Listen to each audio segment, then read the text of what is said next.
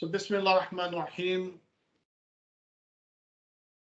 We welcome everyone, all the participants, and especially our guests in another episode of Sitelect webinar with the title of How Successful Security Teams Manage Risk, Building Trust and Drive Growth. As you see in the slide, my name is Ahmed Javed, and I lead the cybersecurity business for one of the system integrator here in Qatar.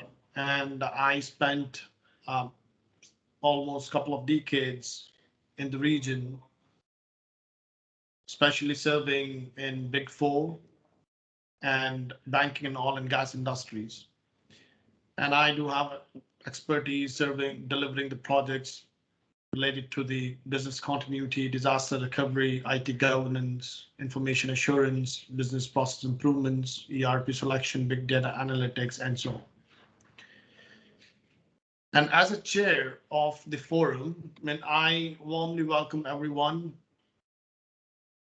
on behalf of Sitelect, which is an independent non-profit knowledge sharing community for cyber intellectuals, and is primarily meant only for hosting the seminars, webinars, panel discussions to spread and share the knowledge among the cyber professionals around the globe. Today, I feel privileged to introduce our guest speakers who have almost a lifetime of an experience in doing what they do, teaching, sharing knowledge, and today they are here just to share the knowledge and experience with you all. So I'll start with welcoming Dr. Rustum. Very warm welcome to you, sir. Dr. Rustum is a Lebanese by birth and an engineer in aerodynamics and aviation safety. He holds a master's degree in science and a doctorate degree as well. He is a specialist in supersonic aircraft and in the effect of the wind on any flying object. He holds multiple designations, starting from president of the SEALTech. He's a chairman, Global Sign Lebanon. He's a president, IT and Internet Association, Lebanon. He is president of Lebanese Greek Orthodox League. He is a rapporteur and delegation head, United Nations, CFACT in Lebanon. He's a Secretary General for the Belgian Business Council in Lebanon. He's a member of RDCL and RDCL World. He's a lecturer at several universities and the Judges Institute on Cybersecurity, especially focusing on the topics of protection of email and data in motion and the rest. Moreover, he's an expert in PKI and IPv6, public key infrastructure and authentication devices related to the IoT. Once again, very warm welcome to you on this forum, Dr. Rustum. The next, our guests are Dr. Malik. He is an accomplished senior information security leader who has a record of delivering the projects through his strategic security planning, establishing governance practices, cost-effective security mitigation strategies and innovation for industry leaders such as IBM, EDS, HP, KPMG, and so on. He has more than 10 years of experience working with Australian government agencies, including the Australian Taxation Office and the Department of Defence. He is also a member of Australian Signals Directorate, which is Information Security Registered Assessors Program. He is also the editor-in-chief for information security buzz, which is ranked as a top 20 InfoSec influence brands of the world by analytics. He holds several certifications and such as CISA and Cyber Leadership Program. Very warm welcome to you, Dr. Malik, on the forum.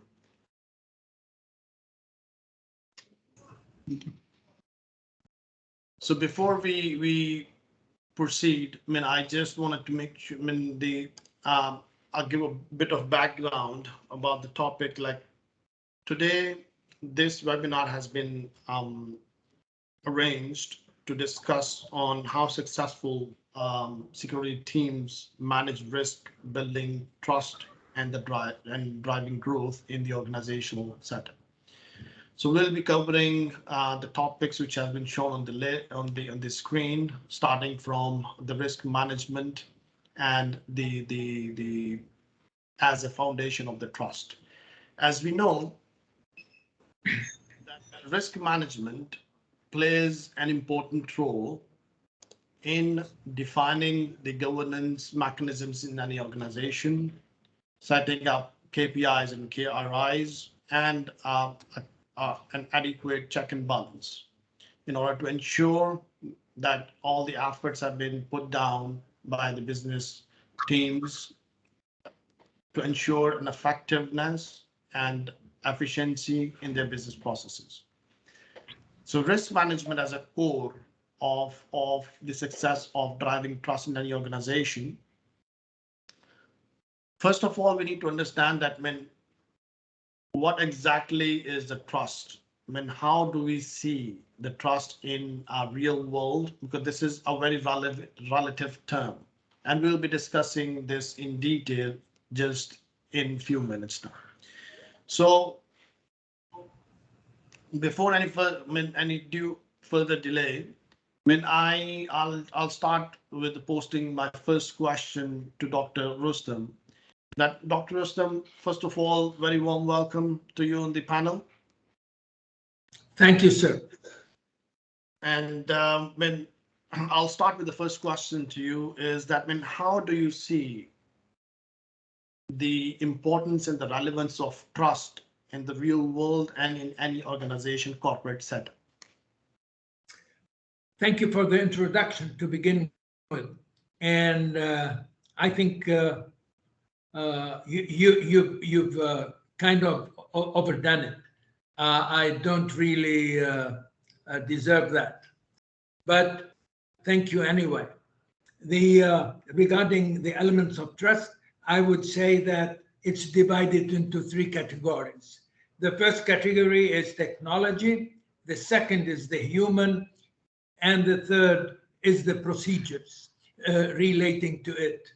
Now, as technology actually continues to evolve, our lives become easier and our business more efficient.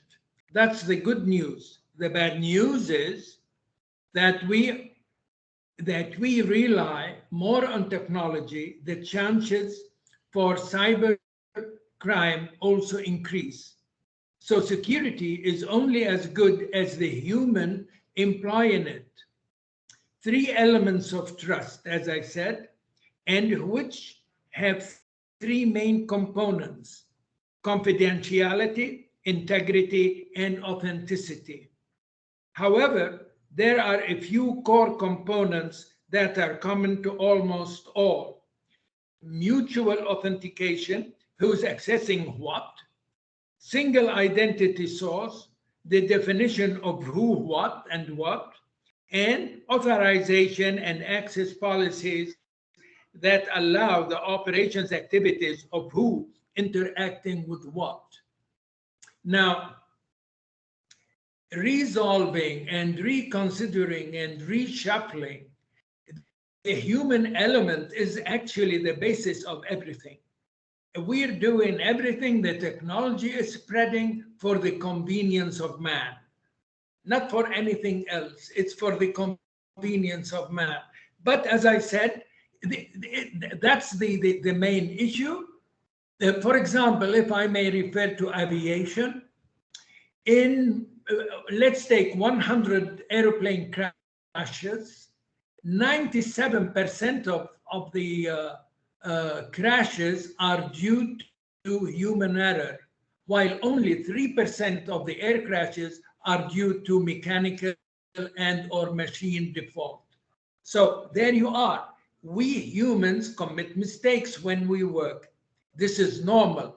Some of our mistakes are acceptable, some of our mistakes are not. And that's where you have fatal catastrophic issues involved, including such as, for example, the theft of data or espionage, and which could be not only military or politically, but could be commercial and could really downsense the issues of companies to the point of bankruptcy. So if we are not really sure 100% of what we're doing and how we're doing it, and we are tip-top on it, we are able to disorder what we have built. Well, exactly. I mean, while agreeing with you in several of the points which you have put down, which is, of course, a trust is very much lays down the foundation of a strong relationships with our customers and suppliers. If we don't focus on our internal practices of data protection, when eventually we will result into such kind of breaches and incidents which you very rightly highlighted, which is theft of data, identity theft as well, so which certainly will result in breaking the trust among the stakeholders. So I'll take the same discussion to the further level, just posting the same question to Dr. Malik to see his views on how does he see how do you see, Dr. Malik, trust in the real world and in an organization setup? Thanks a lot, Emmett, for the introduction. And Dr. Rustum has went through a complete in detail. I just want to point out what actually is the trust, because trust is not a new term, because trust is our human life. When we started, there is always a trust. There's a trust between wife, there's a trust between husband, so we all together. So when in the olden days, when we go for a shopping, we go to the shop and we purchase any equipment or anything. So there's a trust associated with that one. As in the new world, we move to the digitization. So everything we interact is in the digital era. So for me, in the new era, what for me as a user, for any company who's providing a service for me, for trust for me, is actually the measurement of how this organization will protect and secure my data. And apart from the data, whatever the services I'm getting from them is exactly what they have been promised. So this is a trust between this thing. The only thing is the trust now moved into the digital age. It used to be like on so it's not a new term. It's only the term is the same, but the underlying concept is being changed. So that's the brief. So that's exactly. Thank you very much for your brief opinion. So, I actually from some of the research studies, I was been able to pull out a couple of slides to just share with our the participants here.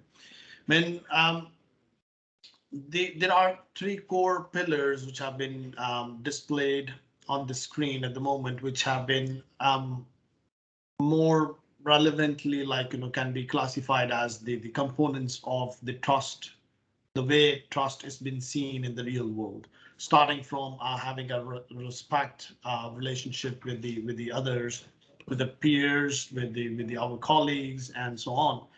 And then there is, of course, the integrity, which is more towards practicing the transparency, authenticity, as Dr. Rustum very rightly highlighted, and of course, honesty.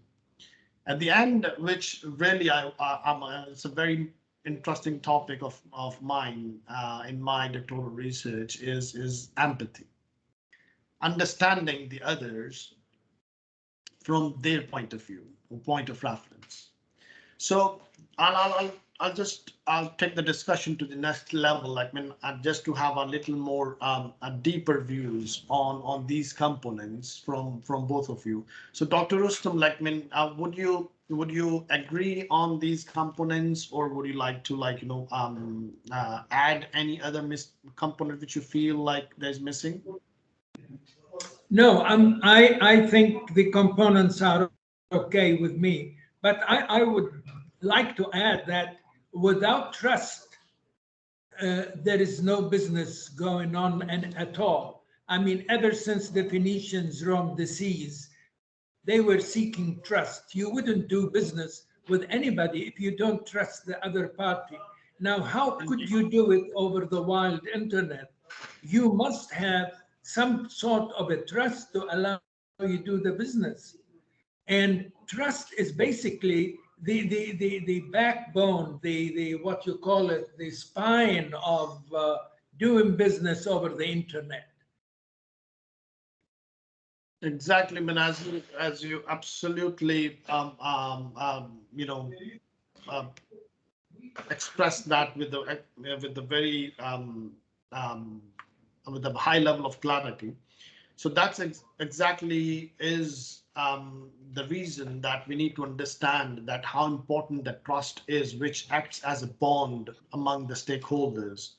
In order to have the long-term trustworthy relationships, we need to ensure that we do have such practices in the organization, which empowers the stakeholders, building the trustworthy relationships with our suppliers and customers.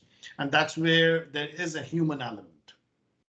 Now, when we come to the human element, it's always relative. One defines respect in one way and the others define in a different way. That's why empathy plays an important role in combining the different viewpoints together and getting along on a journey together, keeping the common objectives in mind.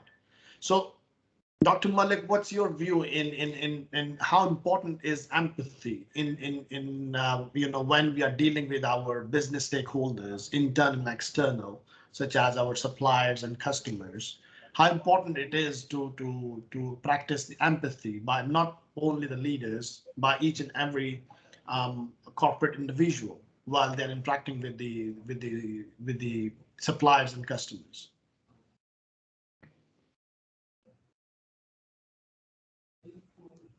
Dr. Malik? Yeah, sorry. Sorry, let me just repeat the question. So you can see the three core components of the trust in the screen. So what I was saying is, like, my question to you was that, how do you see how important it is to practice the empathy while interacting with your corporate stakeholders, such as suppliers, customers, to ensure developing the trustworthy relationships?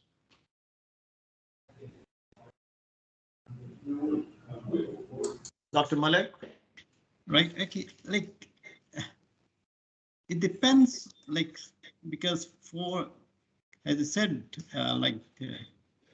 it depends on, because there's an expectation from each of the stakeholders. So there's an expectation from your consumer, there's an expectation from your user, there's expectation from the business partner, the way they interact with your company.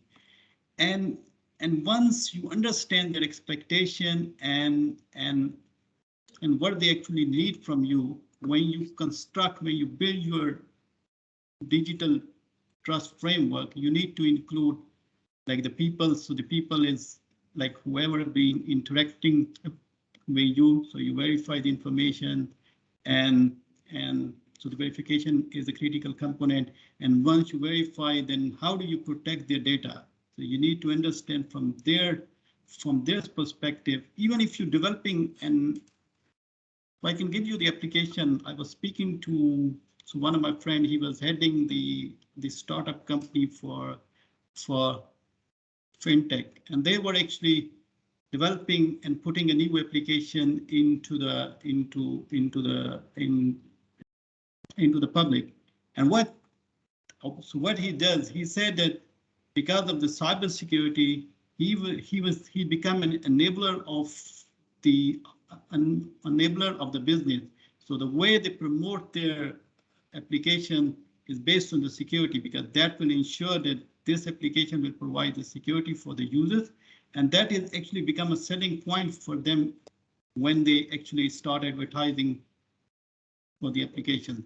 So that's what we need to understand, the trust in relation to each of the stakeholders, and then we have to build up a framework of whatever security controls or whatever the security around that one. So that will not only give the confidence in the application itself, it also help us to promote our business.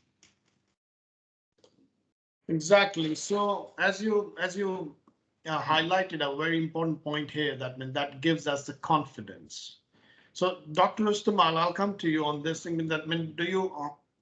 Would you agree with this statement that a trust is basically an expected, like a level of expectation or a belief on someone that this expected outcome will happen?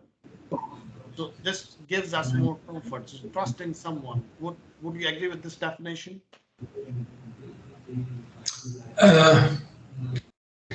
Could you elaborate a little bit on the question, please, so that I could give you a straightforward answer? Right. So there is one way of defining a trust, like as Dr. Malik said, it gives us the confidence in interacting with the people. So if I have a trust on someone, and then when I deal with that with an expectation that after this interaction, an expected outcome will be delivered or will be achieved, it gives us a confidence. Would you agree with this definition? Yes, to a very far extent, but not 100%. And the reason is it's the human nature of being lazy. And you cannot depend 100% on anybody, not even on yourself, because ultimately you'd say, yeah, this can wait till tomorrow, and it can't wait. For example, most of the leaks that took place were not really amending and putting up the server's prerequisites for safety precautionary measures, and the leaks came out. So I would say that the human issue, the human capital, it's a human capital, and how trained it is. We have to invest in the human in the human people around us to be able to get good results. The machine itself is fine, but it is not adequate. You need, for example, if I go over to a technical person and I would speak with him about any issue, and then he would say, yeah, all right, great, I have to speak to my boss. He goes to his boss, and his boss says, what do you think? Now, here is really the IT person is at a loss, because should he say his honest opinion, or should he try to save money for the company, or should he overwork himself and say, yeah, you need to do that? So there you are. The human factor plays impeccable solutions in the system. Yeah, actually, I don't have any reason not to agree with that, because that when you highlighted the very reason that why we need to have a trust and the trust verification mechanism around us to deal securely or interact securely with the other organizations. So, but however, considering we will have a discussion on the trust breaches, that what exactly corporate leaders should not do to avoid trust breaches in certain context, which we'll discuss in the next few minutes. But coming back to the main core point, as you rightly said, like, and Dr. Malik, combining the discussion of viewpoint on the trust itself from a human standpoint, is trust, we can define it in a way as a confidence measure, which based on that we can at least have our expected outcome with any sort of an interaction with our stakeholders. That helps us, like, dealing with the more confidently, reliably with our suppliers and customers with whom we have a trustworthy relationships. So now uh, I'll take the discussion to the next level. That mean, of course, in order to have that trustworthy relationships, we have to have a very well thought of and organized processes implemented who supports these trust mechanisms and help the corporate leaders to strengthen our relationships with our suppliers and customers. So from that perspective, what do you think? As you, Dr. Rustum, as you highlighted in the start of your discussion, that when there's a technology part, there's a people part. If you see on my screen, that means in a corporate digital world, we can divide those organizational components into 5, based on supported with some research work which I have conducted completely. So starting from each pillar, let's discuss each and every component. That means there's the people, and let's divide that technology part into data and the services which are being offered and delivered through the technology means. However, there's additional, like, the governance framework is needs to be defined and implemented to drive that effort in a more effective manner to achieve these set objectives. So let's start. What is your take? In first of all, let's start with this framework, these components. Would you agree in dividing the overall trust mechanisms into these 5 pillars? Yes, absolutely. Yes, absolutely. And I would like to say that if we take into consideration what are your thoughts of human concepts of trust, I would say they're directly relevant to item 1, which we discussed, and it is directly linked to the first question, and the knowledge of the technician performing the work.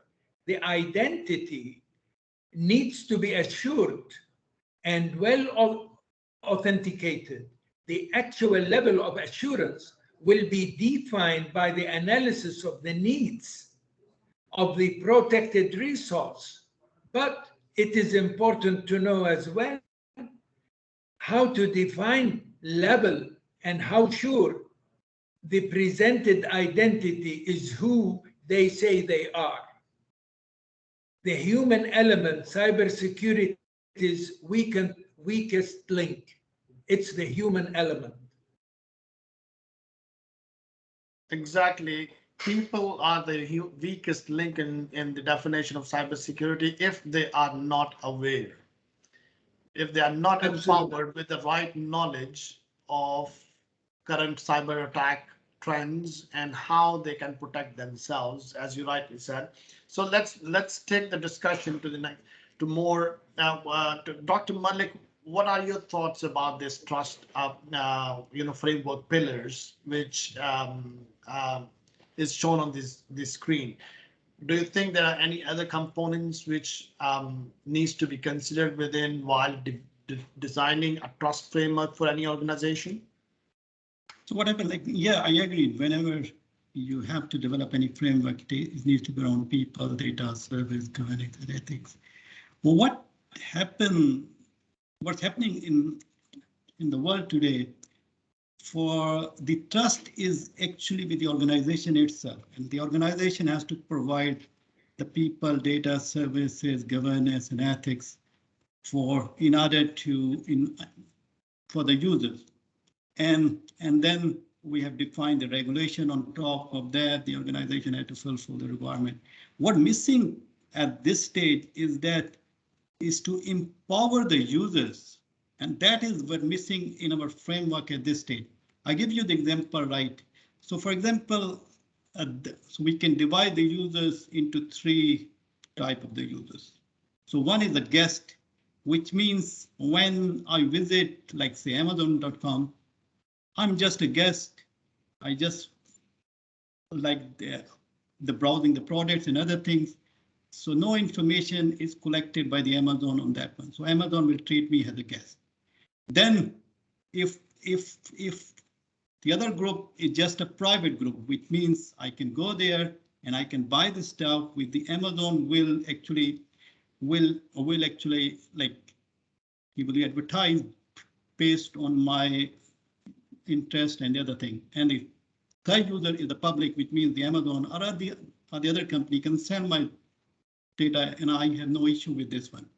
And the way the organization is missing, if they can develop this type of framework, and they can also provide a discount based on this one, because for me as a user, for me the privacy is more important. So for me, I'm not interested in the discount as long as you don't keep my data. It's fine with me and can go there and find a product and select. But some users, they don't have the privacy. For them, it's fine. So for them, so in order to encourage that, so that will give the users more power, and that is actually what missing in the trust framework, because the trust framework that we're speaking is mostly oriented around the organization to provide that one, but we need to move this shift into the users to give them the power so that they can control their. Right. So if I try, Doctor, your summarizing your viewpoints, both of your good selves, is like from a people component point of view, is that the identities needs to be very carefully managed, defined, and there should be a life cycle of an identity. And on top of it, I mean, of course, each user in a corp or each employee may or may not may not have multiple personas in any organization. So the identity and of course the authorization needs to be properly managed for the people, so that our users needs to be empowered based on the need to know basis, have access to the data. So let's move on. Moving on to the next component about the data itself, which is the core asset, or I would say the bloodline of any organization. So generally, when we are talking about securing the data from a confidentiality perspective, integrity and availability, when we classify the data into three states: data in motion, data at rest, and data in use. So from each state point of view, the relevant security controls are been implemented and advised in a according based on the nature of the technology which is being used. What are your views, Dr. Rustum, about the data protection regulations? How important the regulators and the compliance efforts play this role in empowering the organization to protect their own data? Sorry, would you be kind enough to repeat your question, because you were I couldn't read you at all. No worries. So what I was saying is that generally, like when we talk about the securing the data, we classify the data into three states. First is the data in transit. Second is data in use, and third thing is data at rest. Based on each the state of the data, we devise the security controls and components around that. My question was in the same context that what are your views that how the data protection standards, regulations, and the compliance efforts plays a role in empowering the organizations to protect their data? I think very plainly, I do not think, to begin with, let's start with the negative side of it. I do not think that most of the personnel dealing with cyber security and the protection of data are what you call aware of the different issues that protect data in the real sense of the word. Most of them just have no clue what to do. And when they are faced with other solutions, for example, they shut down completely instead of opening up and saying, yeah, that's something I don't know. Let's study it. And that's a fact. And that's it. I mean, data needs to be protected. The laws are there and the laws are clear. But the way we interpret the laws are different. So everybody is interpreting the law differently, and consequently, the employee is really translating what he's reading up to his own mental capacity or to his ulterior motives, if I may add that. Now, that's a very stringent statement, but it's true to a very far extent. We need to really look into when you speak, for example, of the electronic digital signature, and we say how to protect data and email, which is the easiest of all, and how to protect it over the internet. And if it is 100% what you call it confidential information, well, you can encrypt it. But none of the people responsible for the transmission of data, of email data over the net, do have the qualified electronic digital signature. They are in one valley, and the system is in another valley. So there you are. I mean, but of course, this is not 100%. I don't want to be irrational, but I would like to say that no proper attention is being paid to the translation, to the understanding of the law. We need to make clear that the difference, the different effects that play an important role in the transformation of companies from a regular conventional company, paper company, to a paperless organization. And if we're going to do that, then we have to have a real thorough understanding of the law, which is supportive of being paperless. Exactly. I mean, you have highlighted a multiple, Doctor, multiple important points here. So actually, since we have to multiple areas to cover further on the discussion. So you highlighted a very important part here is that when understanding and interpretation of the data protection laws and regulations around in the different states in the region, because every state has taken up a different initiative on a government level to define their own specific state-specific data protection laws, and the in my opinion, it's more kind of like, the regulators have to play their role there in order to arrange the advisory to have a clearly an understanding of the regulations around the organizations, corporates, just to avoid any wastage of efforts. So Yes, excuse me, if I may interrupt you here. Sure. I would just like to add that the state of Qatar, and we're in Qatar, the state of Qatar is surely heading in the right direction. And its achievements created further confidence in the state, whether locally or internationally.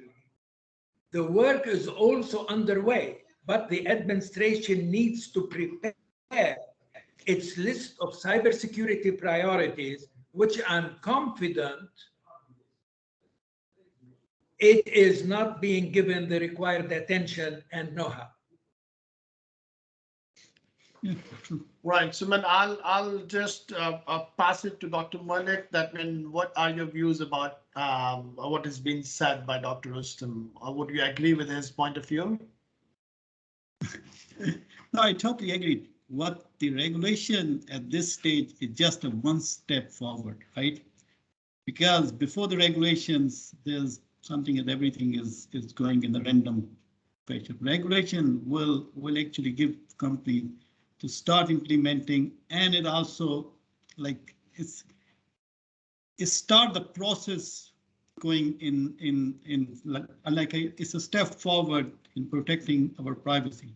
But one important thing which always comes to me when you talk about the privacies and trust and other things, there is a lot of debate about the trust and the public safety. Like for the encryption, for example, if we're communicating the data, right, and there's an encryption involved in that one, with law enforcement, will be able to access that encryption data or not? And that's where there's always a debate about how, like, the privacy and what can happen if the law enforcement needs to access that data based for the public safety. So there needs to be a trust between that thing, and this trust has been like so we have in few of the instances where this information has been shared for the citizens of the people, citizen of the country without their knowledge and other thing. So this is always a complicated debate. So where's the balance we need to create, and how can best we could address this type of situation? So when by agree and yeah, sure, Dr. Rustum, you're on mute. Yeah, in my opinion, security and safety and what we're talking about is like truth. Truth is indivisible, and so is security. You cannot say I've managed to put a lock on the door and you keep the window open. I mean, it's one full understanding of what we have to do, and we should do it if we're seeking perfection. And perfection is our goal. Now, I think when it's very rightly highlighted, Dr. Rustum, that means that security is undivisible. And now the question is that it's whose responsibility it is to make sure that the security programs in the corporate organizations have been driven with this true spirit and keeping the core objectives in mind to ensure its effectiveness and efficiency. Now, that's where the second last pillar of the trust framework comes, like the leadership. Now, leadership, like who should actually lead this trust initiative in any organization? I'll just share a couple of incidents with you. Recently, when I came across a designation, a role which has been newly defined in top-notch organizations, which is called as Chief Trust Officer. That started from SAP, then you name it. Like, I mean, now we have in multiple Fortune 500 companies, this new role has been defined in addition to a CISO and CRO and so on. So from a leadership perspective, what do you think?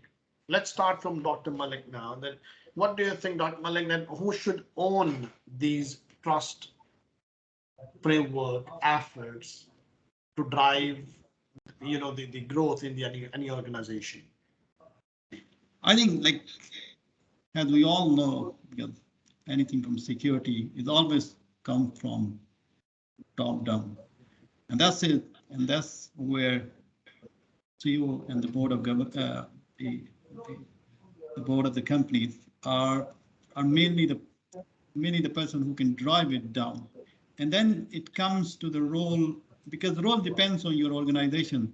As you said, and you truly pointed out, some of the organization have their own trust officer, but some of the organization which is not big enough, they have the responsibilities comes under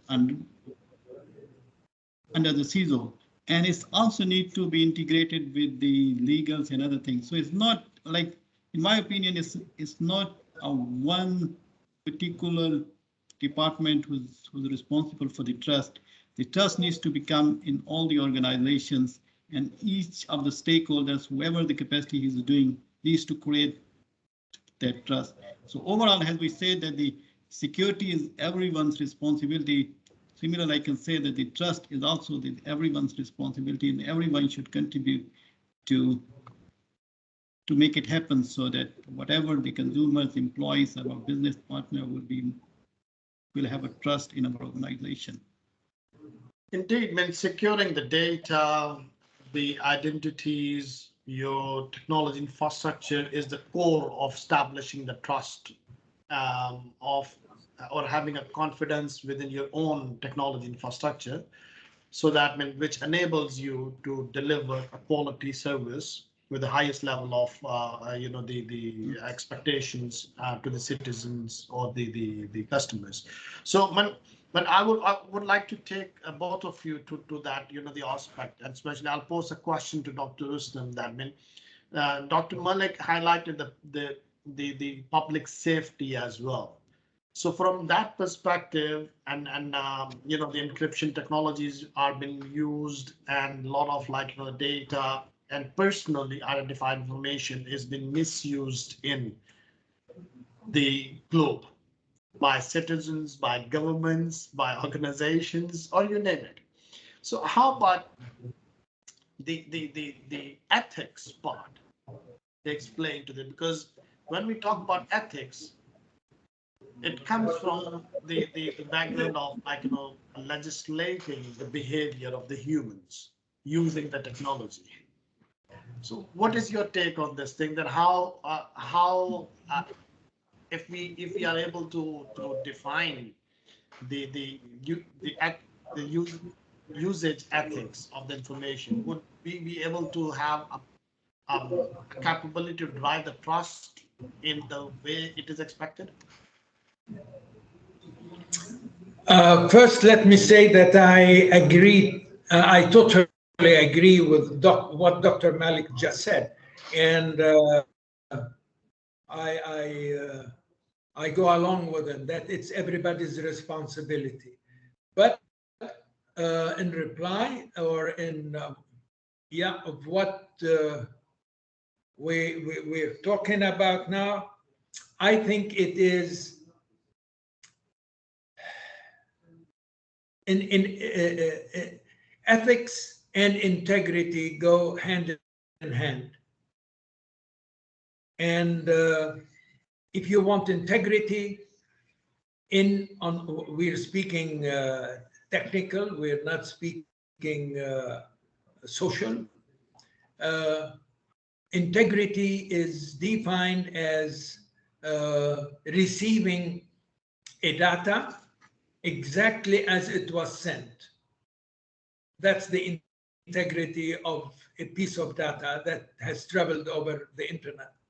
But to do that, we need to comply with certain qualifications. and we need to really implement the electronic digital signature. And I'm being down to earth here, and I'm spelling things out. We need to really apply the qualified electronic digital signature that guarantees 4 basic commodities. The first commodity, it authenticates the sender. You know who has sent you your email. Number 1. Number 2, the integrity. You're 100% sure that you have received that email or that piece of data exactly as it was sent. Now we'll come why. 3, you, when receiving that mail, you can not any longer say, I haven't received it. Nor the sender can deny that he has not sent it. 4, you, if the nature of the data is delicate, then you could encrypt it and it arrives in safe haven to the other side of the receiving party. Linking a cyber identity to a physical human identity is hard to do so, but it's essential to building a level of trust and security online. And the best solutions will find a way to do this without adding friction to any digital onboarding experience. So digital certificates are providing a green light to anybody's network, websites, applications, etc., and content and authentication requirements. We have it. Let's use it. Why do you have to walk 5 miles if you have your car parked right next to your home? Use the car. Let's use the technology that's been provided to us, and let's use it intelligently. What I want of the state is to moderate very intelligently and very come up with new legislative clever laws. But I want the people to apply it in the proper sense it was legislated, not to try to think otherwise. What did the legislator mean when he wrote this? It's clear.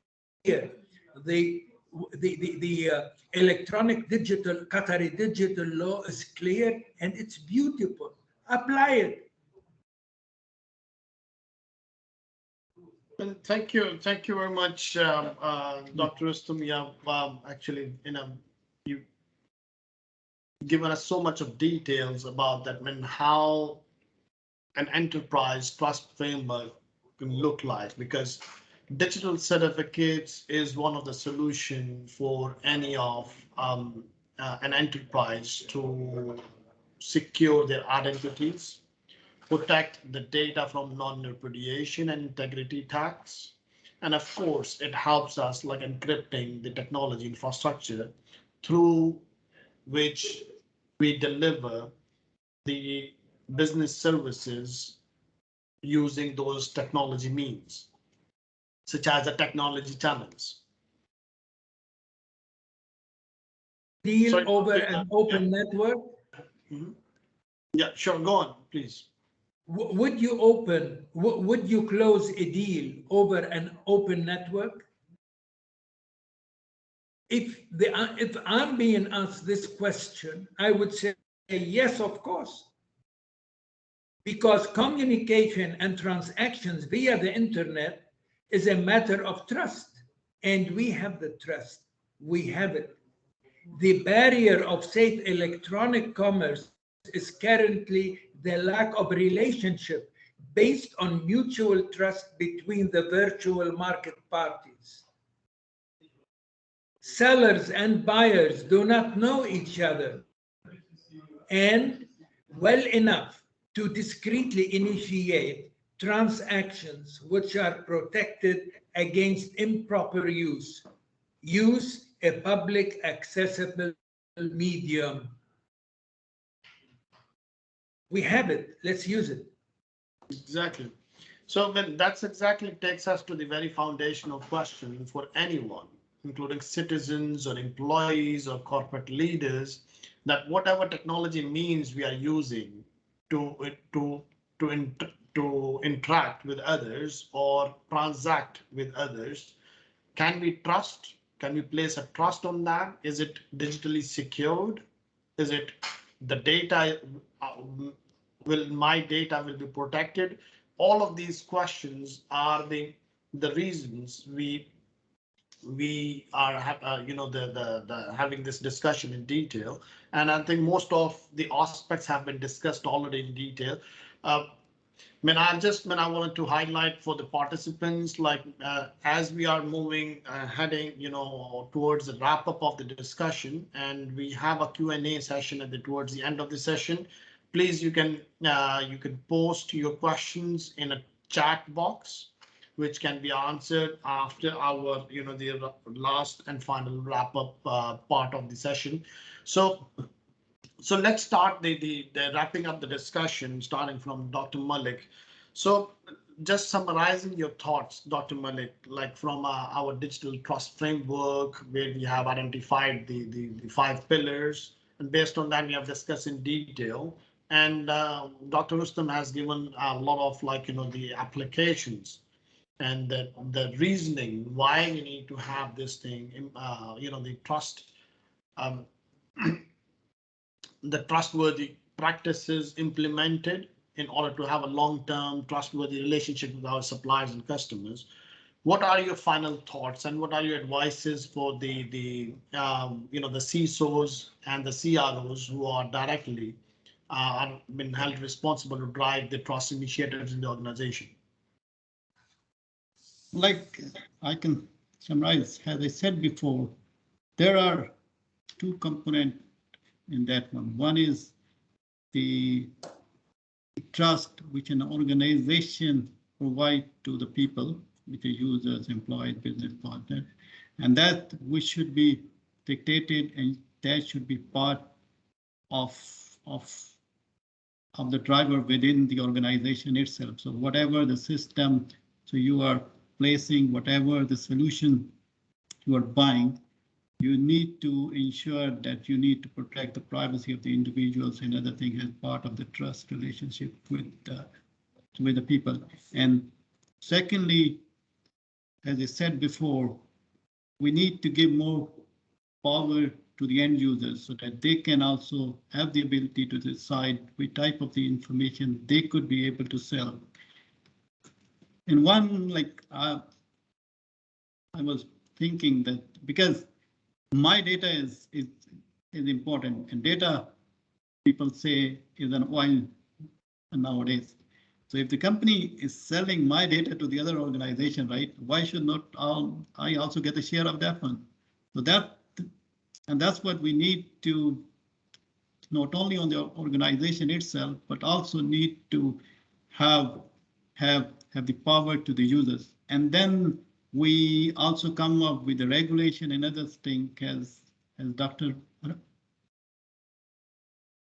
Rustum said, that because on the regulation is just to clearly understand what it means. It's not like we need to apply this one. You need to clearly understand and implement the things properly. Secondly, lastly, I can say the debate about the trust of an individual and the public safety, which is always going on, and the debate is always coming along the way.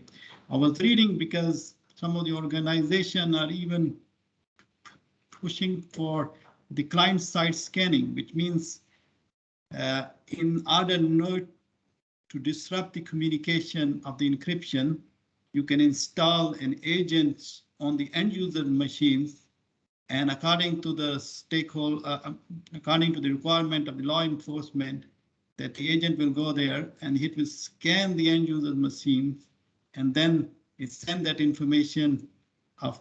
So once that information has been identified, then it can send it to the law enforcement. Like the Apple once choose it to identify the images for child abuse and other things.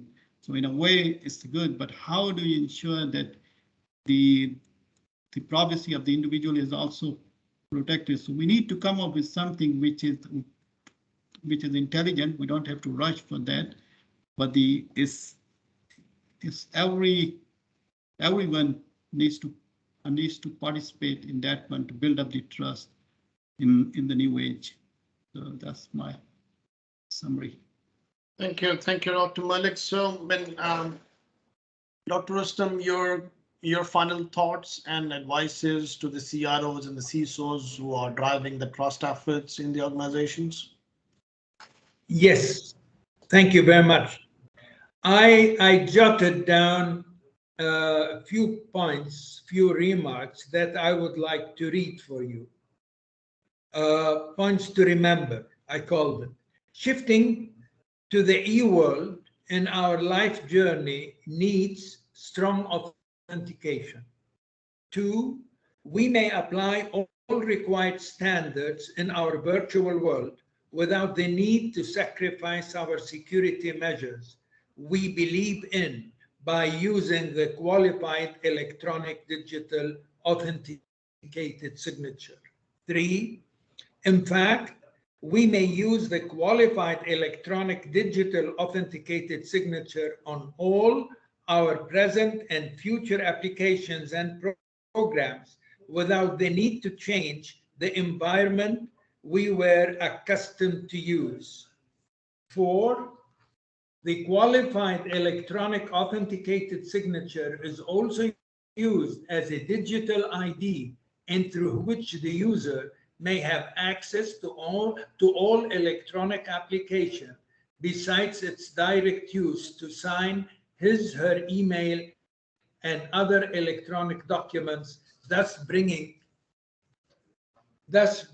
safety and protection to the content of the respective data traveling over the wild internet. Arrange and set up your home now when it is still feasible in the manner that allows you receive the new future generation of information technology, and as it is practically impossible for any user and or institution or even governments to sustain double payments and or expenses on conventional issues and the new generation technology as well. I won't stay long. I have one or two.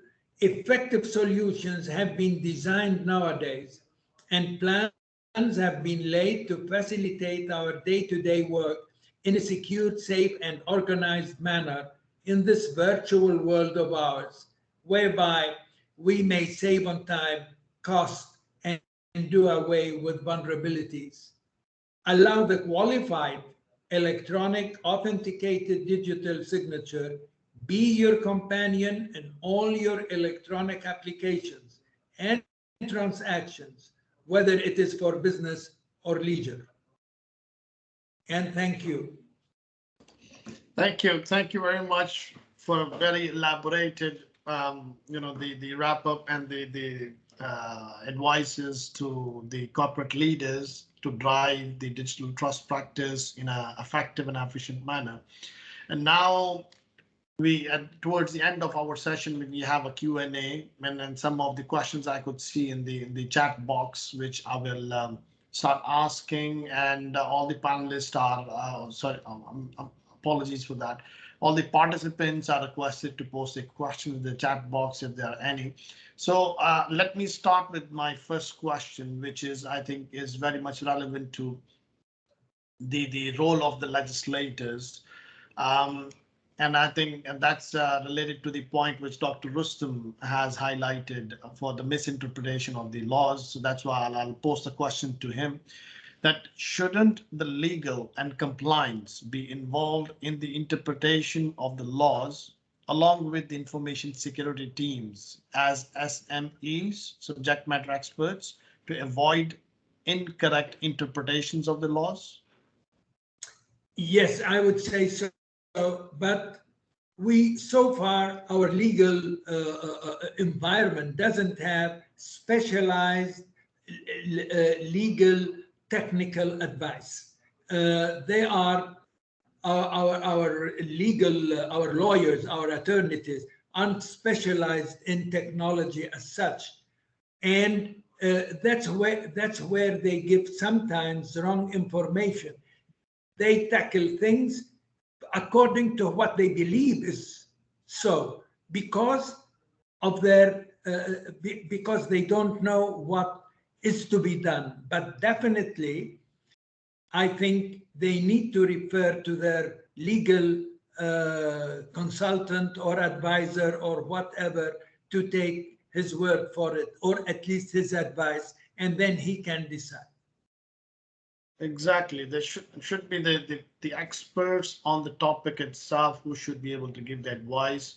And the unfortunate part is that when still we are facing in the region that when most of our lawyers or the legal teams, they are not very much aware of the digital laws being floated around, and that's why there's a higher chances of misinterpretation.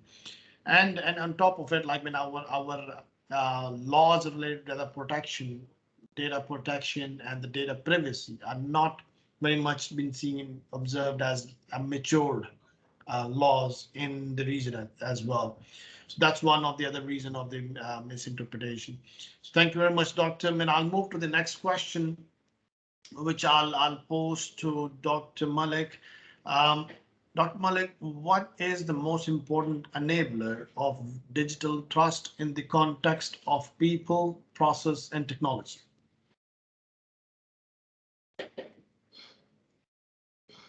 Doctor, sorry, you're on mute. Like, No. as we said, so when we develop the trust framework, so these are the three important components, like the people, process, and the technology. But there is not a one enabler that we can say this is more important when it's come to the digital trust.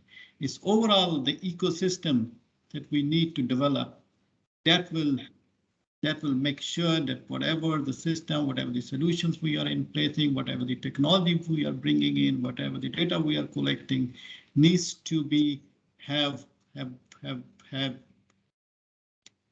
needs to become an enabler for the trust that we develop in the organization.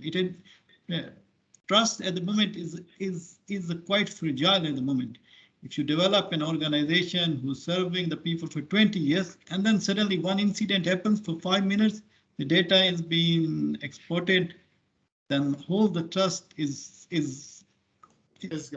gone. So that's what we need to be very carefully. So it's not the one enabler, but needs to have a complete ecosystem that will help us to make it more secure. So, yeah. Dr. Rustum, would you like to add on this? No, not really. I think Dr. Malik did a good job. Right.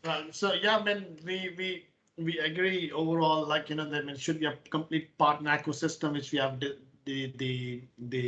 complete ecosystem, which basically lays down the definition of the digital trust framework. There's no one enabler, or we cannot, in my opinion, we cannot classify one enabler as the most important. That would vary industry to industry, geography to geography, and depends on what sort of service segment you are in. So that's why, I mean, it's quite a different context for each and every organization.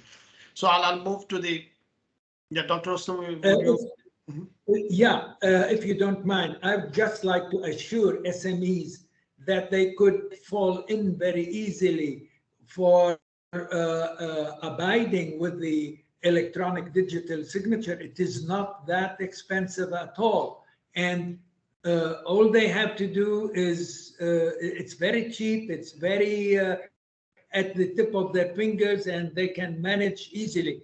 It needs to be convinced of it, and then they can seek assistance. That's no problem. But it isn't that expensive. It isn't, in other words, it isn't expensive at all. They can start, and the more they grow, they can grow their system with them. It's a scalable situation. Exactly. Yeah. But the cost effectiveness, actually, that the bar for or benchmark for considering a cost effectiveness of any solution is varies geography to geography, if you may agree with me. But being that said, I think that this stating this thing that's not actually costly, considering that that how much amount of losses it can protect you from. Absolutely. Right. So because investing in cybersecurity and trust efforts is basically ensuring the sustainable business operations to run smoothly, and where business operations and the business teams are working day and night to increase their profit levels. Only, as Dr. Malik rightly said, only one incident can jeopardize the whole thing. And similarly in the banking industry, if I may quote an example, one small data breach can basically result in the loss of the trust with all the customers. They will start pulling out their funds from the bank, and it practically I have seen back in Kuwait, one of the incident happened. And unfortunately, I was part of the bank myself, and even if being an employee, I prefer withdrawing my funds from the bank immediately. So to that extent, if you don't mind, if you don't mind, I would like to say something about this examples on hacking and so on, and data breaches and so on. In the health sector, for example, more than 40 million patient records have been compromised this past year by incidents reported to the federal government in 2021. Organization is Florida Healthy Kids Corporation. Date reported January 29th, 2021. Number of individuals affected 3,500,000. What happened?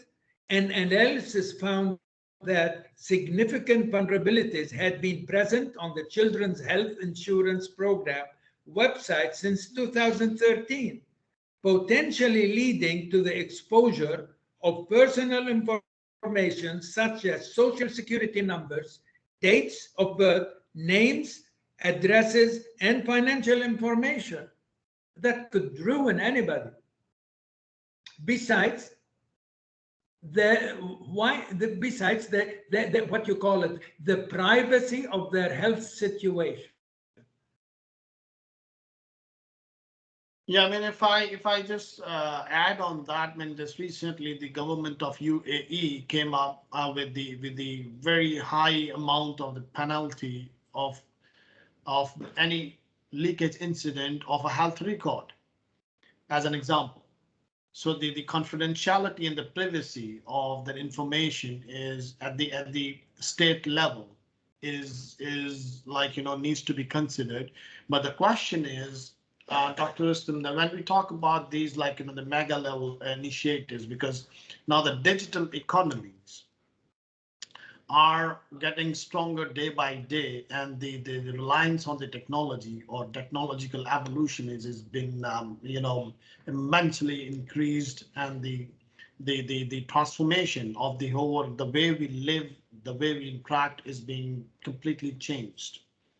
And due to that very reason, I think when it used to be previously, and still it is, the corporate responsibilities to protect the data and the technology infrastructure and everything, but the the way it's expanding, I think when it's now very much higher level of responsibility comes on the state leadership, the legislators, the regulators, who needs to define a proper privacy frameworks about these initiatives, and corporates accordingly like implement those, um, and assist the citizens and the residents of the state.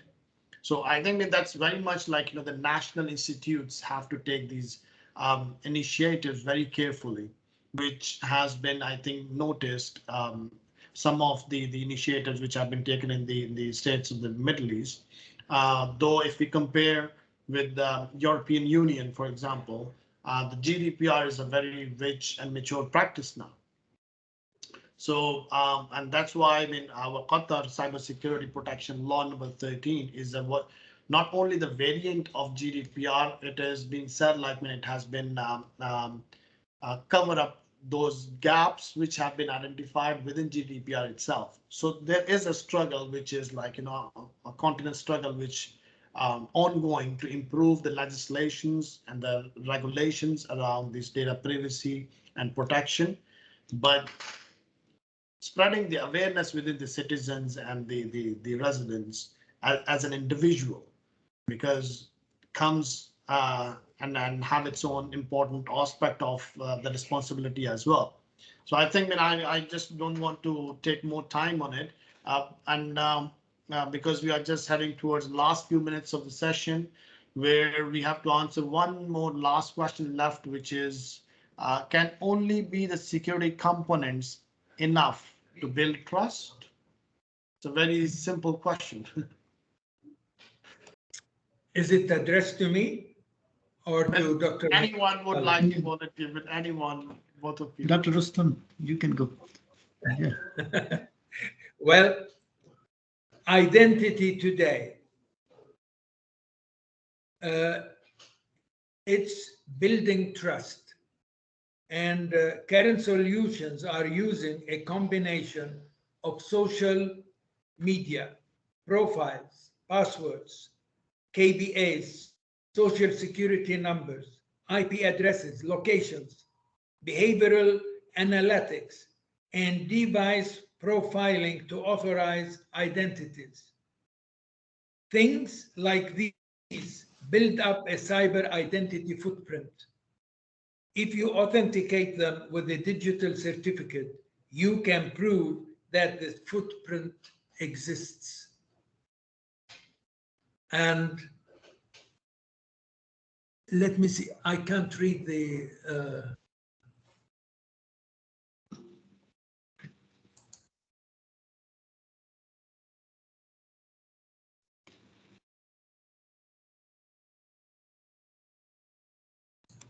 Yeah, this actually, sorry for the, this actually build trusts. And if there is no trust, we're going backwards. And in physics, if you're not moving forward, you're moving backward. There is no point called stationary. So we have to be moving forward all the time.